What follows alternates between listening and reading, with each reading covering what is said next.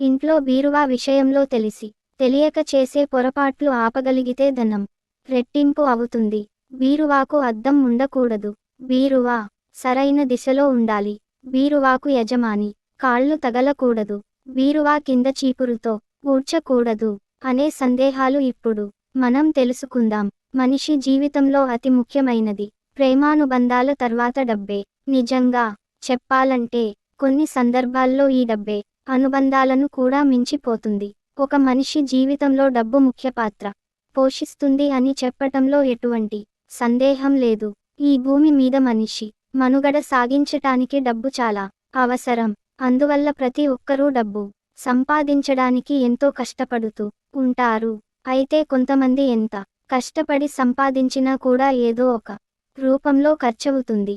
దీంతో ఆర్థిక సమస్యల వల్ల ఇల్లు గడవడం చాలా కష్టంగా మారిపోతుంది. ఆర్థిక సమస్యల నుండి గట్టెక్కటానికి కష్టపడి పనిచేయటమే కాకుండా కొన్ని వాస్తు చిట్కాలు కూడా పాటించాలి.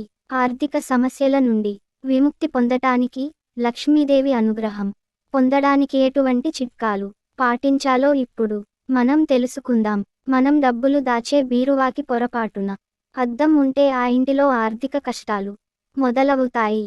సాధారణంగా బీరువాకు అద్దం ఉన్నప్పుడు మనం వెళ్ళి అద్దం ముందు నిలబడి తయారవుతారు. ఇలా బీరువాలో సాక్షాత్తు అమ్మవారి స్వరూపమైన బంగారం డబ్బులను ఉంచి బయట అద్దం ముందు మనం ఇలా తయారవడం వల్ల అమ్మవారు ఆగ్రహించి మన ఇంటి నుంచి వెళ్ళిపోతారని వాస్తు శాస్త్ర నిపుణులు చెబుతున్నారు.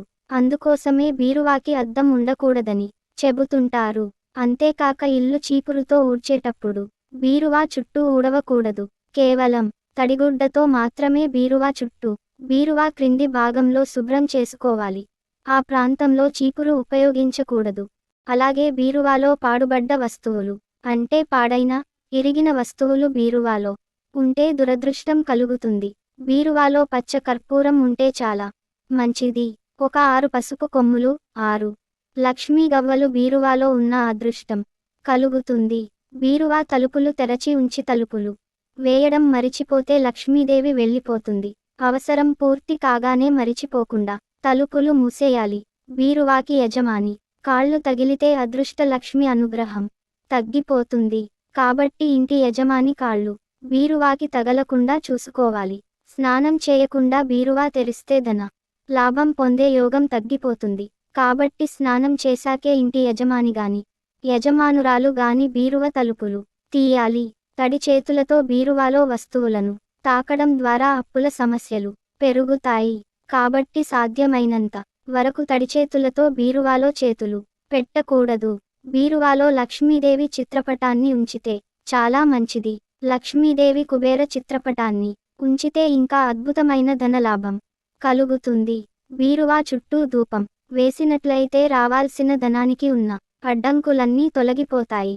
బీరువా కాళ్ళకి వీలైనప్పుడల్లా పసుపు, కుంకుమతో బొట్లు పెడితే సకల సంపదలతో పాటు జీవితంలో ఎప్పటికీ ధనానికి లోటు ఉండదు.